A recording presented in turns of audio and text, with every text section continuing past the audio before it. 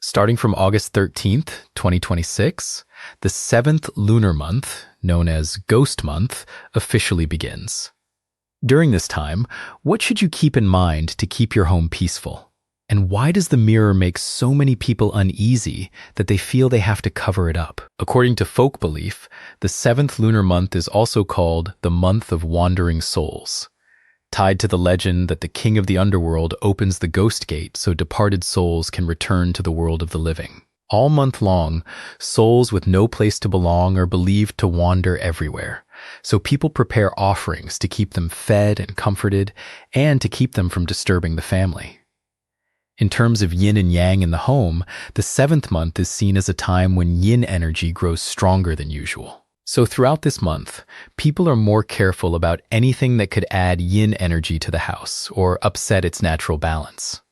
From this belief, many taboos have been passed down, and the custom of covering mirrors is the one that makes people most curious. Why does an ordinary mirror have to be covered in the seventh month? What is really behind that warning?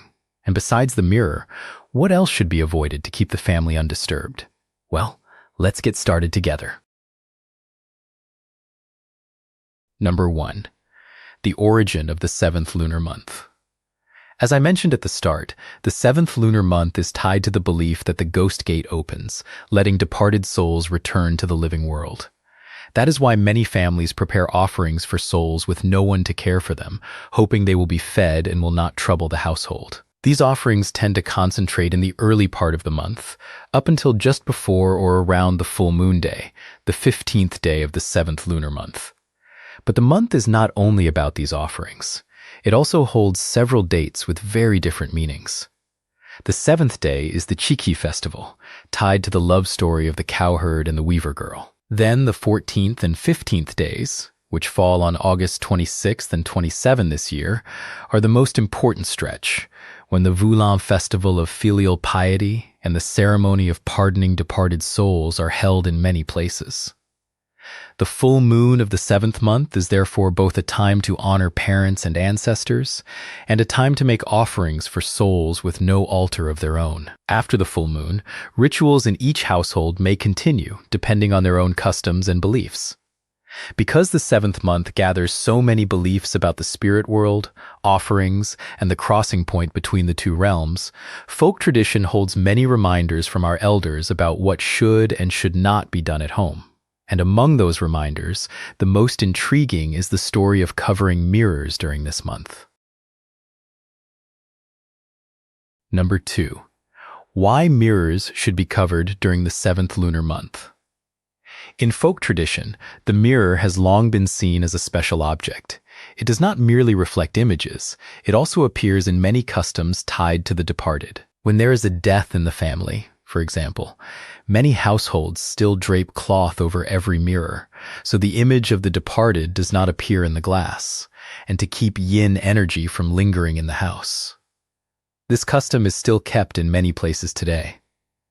Our elders even compared the mirror to a doorway between the world of the living and the world of the dead. So in the seventh month, when the ghost gate is open, the mirror draws even more attention, since people worry it could become a passageway for ghosts and spirits to enter.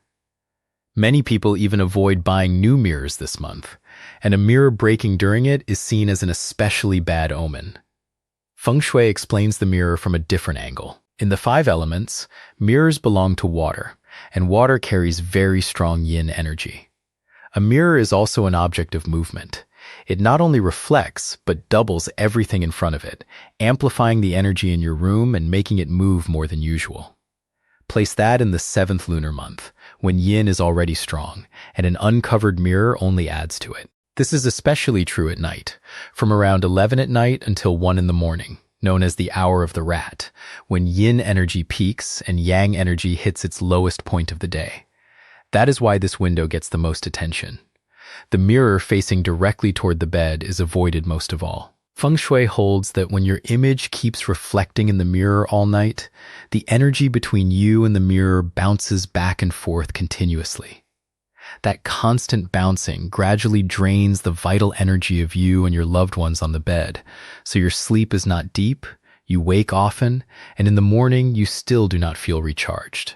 What is more, a mirror facing a married couple's bed is seen as stirring up the energy in the home's most private space, causing husband and wife to bicker over the smallest things. That is why, when you cover the mirror, the energy in the room no longer has a surface to bounce against, so your vital energy stays intact through the night instead of draining away. Removing one source of yin also gives yang energy room to rise, helping the room recover its balance. As for how to cover it, you only need to cover the mirror in the evening before bed, then uncover it in the morning to use as normal. There is no need to keep it covered all month. You can use a thick cloth, a curtain, or a vanity with folding panels that close over the mirror when not in use. And you should treat this simply as a folk custom combined with Feng Shui's view of the mirror's reflective nature. It does not mean that leaving a mirror uncovered all month will surely bring you bad luck. Besides covering mirrors at night, there are a few more things to do and avoid this month to keep the yang energy in your home from weakening. Number 3. Things to do and things to avoid during the 7th lunar month.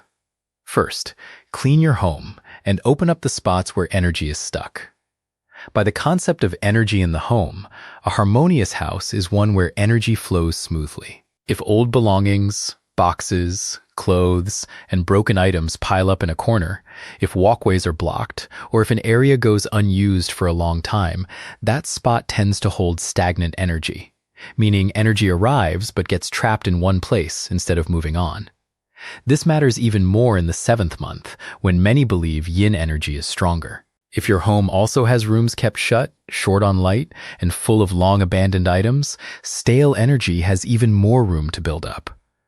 So start by opening doors and windows during the day to let in light and fresh air. Throw away what is broken, give away what has gone unused for years, and arrange what you still use so walkways stay clear.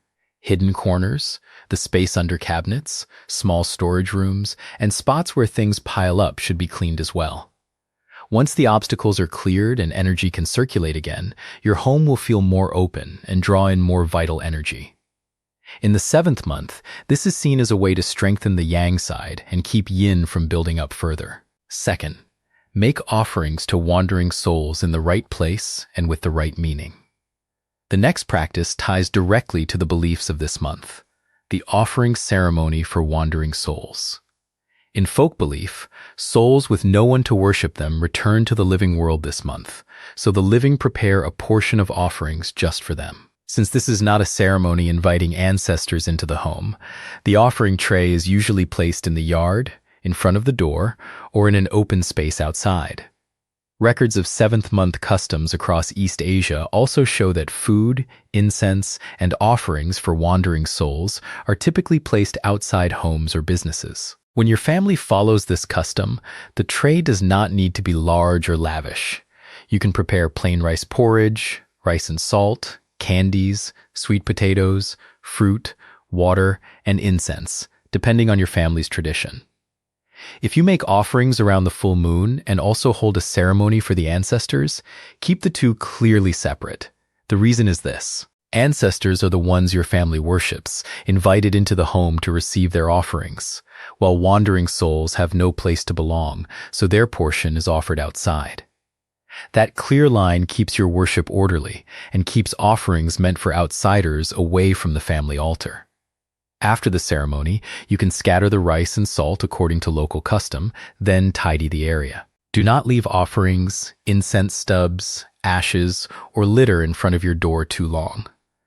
The main purpose of this custom is to show respect, share a portion with souls who have nowhere to turn, and carry the ritual through from beginning to end. When the offerings have been fully sent off, you also avoid unintentionally slighting the souls believed to be returning this month. Third, do good deeds to build up your blessings. The 7th month carries another meaning as well: doing good. You can eat vegetarian for a few days, visit a temple, help those in hardship, give food away, or do something useful for someone else. Releasing captive animals is also common in this season, but if you do it, choose a way that does not encourage people to capture animals just to sell them for release. This is not merely a custom. In the Vu Lan tradition, Creating merit and dedicating it to one's parents and the departed is deeply important.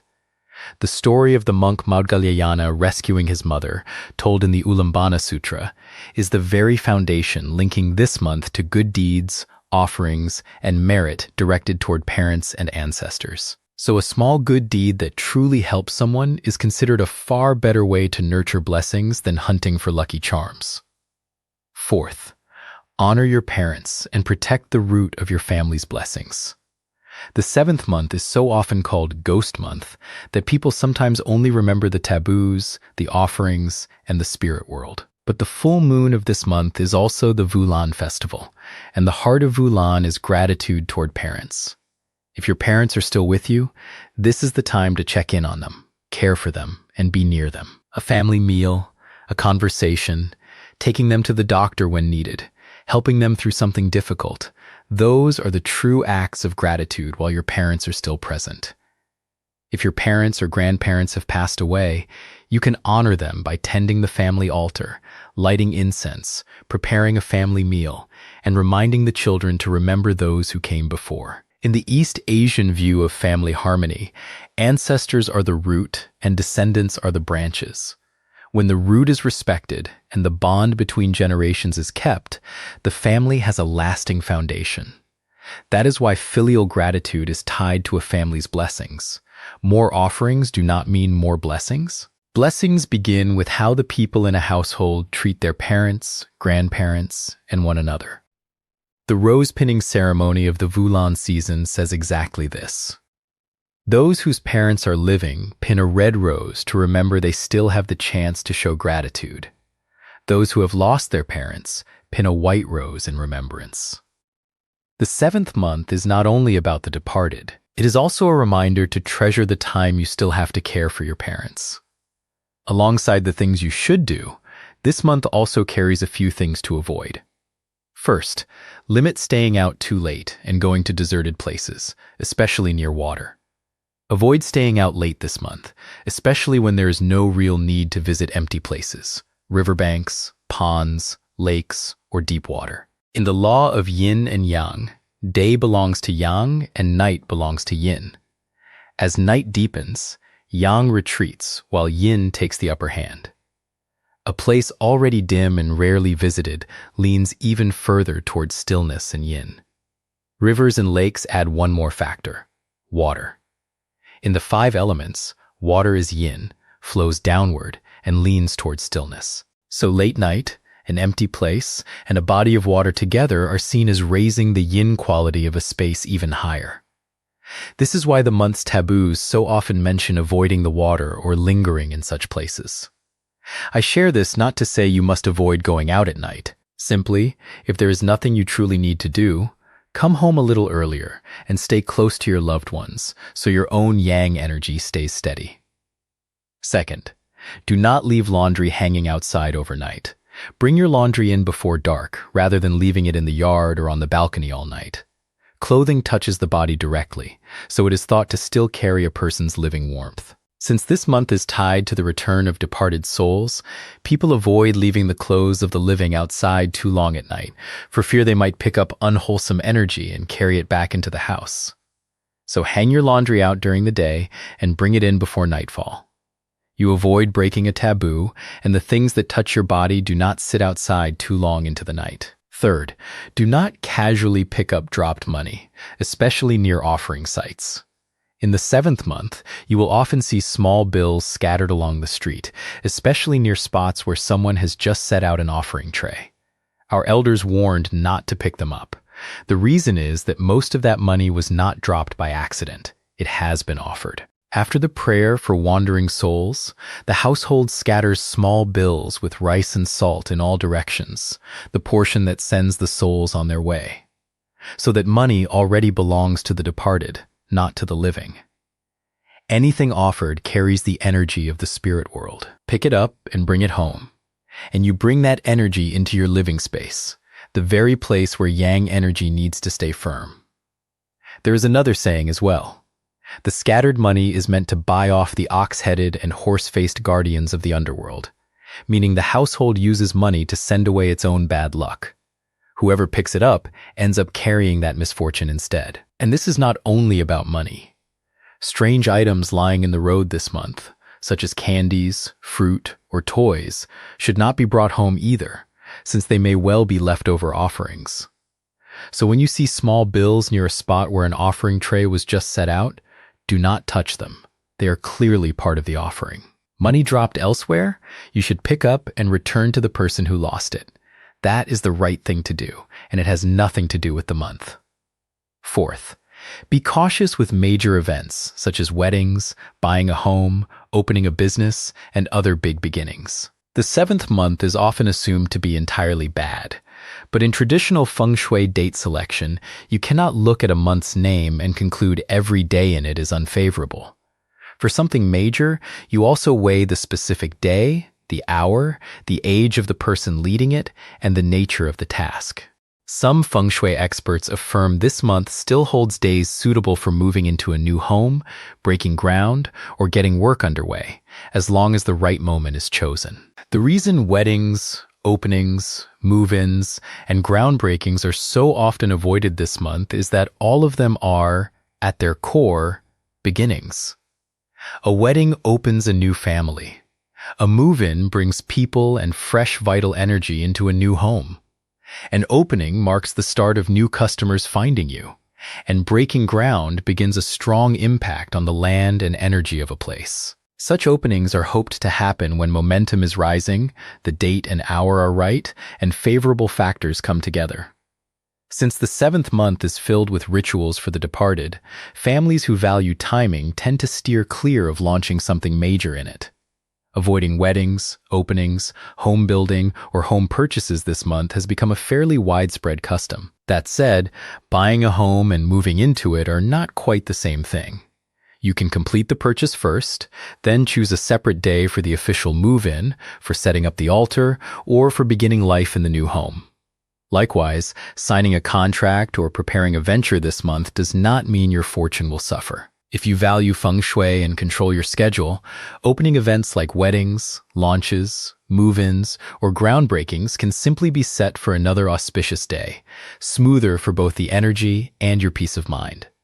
And if you must proceed this month, what matters more is choosing the right day and hour for that task, not assuming the whole month is bad. So as you can see, the seventh month is not nearly as frightening as the rumors you may have heard. After all, this is also the Vu Lan season of gratitude, a time for children and grandchildren to remember their grandparents, their parents, and those who have passed on. The taboos our elders handed down are gentle reminders to live more carefully, honor those above us and care for those below, respect what belongs to faith, and keep the family peaceful and in harmony. Thank you for staying with me until the end of this video.